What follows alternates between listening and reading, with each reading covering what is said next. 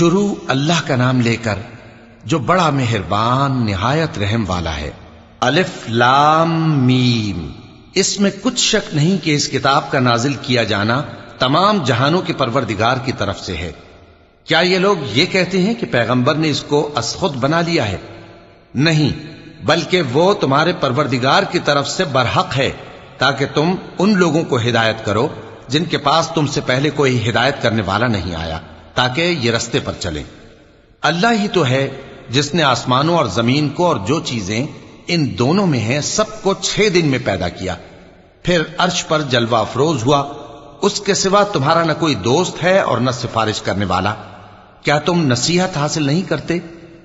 وہی آسمان سے زمین تک کے ہر کام کا انتظام کرتا ہے، پھر ہر کام ایک روز جس کی مقدار تمہارے شمار کے مطابق 1000 برس ہوگی اس کی طرف رجوع کرے گا۔ اسی شان کا ہے وہ خالق جو پوشیدہ اور ظاہر کا جاننے والا ہے، غالب ہے، بڑا مہربان ہے۔ وہی جس نے ہر چیز کو بہت اچھی طرح بنایا، یعنی اس کو پیدا کیا اور انسان کی پیدائش کو مٹی سے شروع کیا، پھر اس کی نسل ایک قسم کے خلاصے سے یعنی حقیر پانی سے بنائی، پھر اس کو درست کیا، پھر اس میں اپنی طرف سے روح پھونکی اور تمہارے کان اور آنکھیں اور دل بنائے، مگر تم بہت کم شکر کرتے ہو۔ اور کہنے لگے کہ جب ہم زمین میں ملیا میٹ ہو جائیں گے تو کیا اثر نو پیدا ہوں گے؟ حقیقت یہ ہے کہ یہ لوگ اپنے پروردگار کے سامنے جانے ہی کے قائل نہیں۔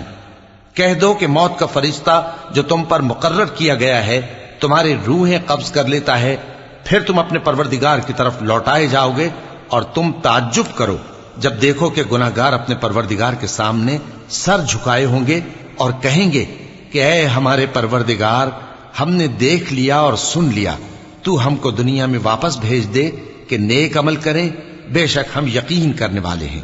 اور اگر ہم چاہتے تو ہر شخص کو ہدایت دے دیتے، لیکن میری طرف سے یہ بات قرار پا چکی ہے کہ میں دوزخ کو جنوں اور انسانوں سب سے بھر دوں گا، سو اب آگ کے مزے چکھو، اس لیے کہ تم نے اس دن کے آنے کو بھلا رکھا تھا۔ آج ہم نے بھی تمہیں بھلا دیا ہے، اور جو کام تم کرتے تھے ان کی سزا میں ہمیشہ کے عذاب کے مزے چکتے رہو۔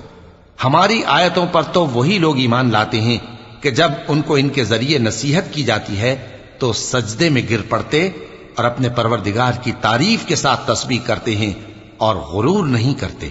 ان کے پہلو بچھونوں سے الگ رہتے ہیں، اس حال میں کہ وہ اپنے پروردگار کو خوف اور امید سے پکارتے اور جو کچھ ہم نے ان کو دیا ہے اس میں سے خرچ کرتے ہیں۔ سو کوئی شخص نہیں جانتا کہ ان کے لیے کیسی آنکھوں کی ٹھنڈک چھپا کر رکھی گئی ہے، یہ ان اعمال کا صلہ ہے جو وہ کرتے تھے۔ بھلا جو مومن ہو وہ اس شخص کی طرح ہو سکتا ہے جو نافرمان ہو؟ دونوں برابر نہیں ہو سکتے۔ جو لوگ ایمان لائے اور نیک عمل کرتے رہے ان کے رہنے کے لیے باغ ہیں، یہ مہمانی ان کاموں کی جزا ہے جو وہ کرتے تھے، اور جنہوں نے نافرمانی کی ان کے رہنے کے لیے دوزخ ہے، جب چاہیں گے کہ اس میں سے نکل جائیں تو اس میں لوٹا دیے جائیں گے، اور ان سے کہا جائے گا کہ جس دوزخ کے عذاب کو تم جھوٹ سمجھتے تھے اس کے مزے چکھو، اور ہم ان کو قیامت کے بڑے عذاب سے پہلے دنیا کے عذاب کا بھی مزہ چکھائیں گے، شاید وہ ہماری طرف لوٹ آئیں۔ اور اس شخص سے بڑھ کر ظالم کون جس کو اس کے پروردگار کی آیتوں سے نصیحت کی جائے تو وہ ان سے منہ پھیر لے۔ ہم گناہگاروں سے ضرور بدلہ لینے والے ہیں، اور ہم نے موسیٰ کو کتاب دی تو تم ان سے ملاقات ہونے سے متعلق شک میں نہ ہونا، اور ہم نے اس کتاب کو بنی اسرائیل کے لیے ذریعہ ہدایت بنایا تھا، اور ان میں سے ہم نے پیشوا بنائے تھے جو ہمارے حکم سے ہدایت کیا کرتے تھے، جبکہ وہ صبر بھی کرتے تھے اور وہ ہماری آیتوں پر یقین رکھتے تھے۔ بلا شبہ تمہارا پروردگار ہی ان میں جن باتوں میں وہ اختلاف کرتے تھے قیامت کے روز فیصلہ کر دے گا۔ کیا ان کو اس امر سے ہدایت نہ ہوئی کہ ہم نے ان سے پہلے بہت سی امتوں کو جن کے رہنے کے مقامات میں یہ لوگ چلتے پھرتے ہیں ہلاک کر دیا؟ بے شک اس میں نشانیاں ہیں، تو یہ سنتے کیوں نہیں؟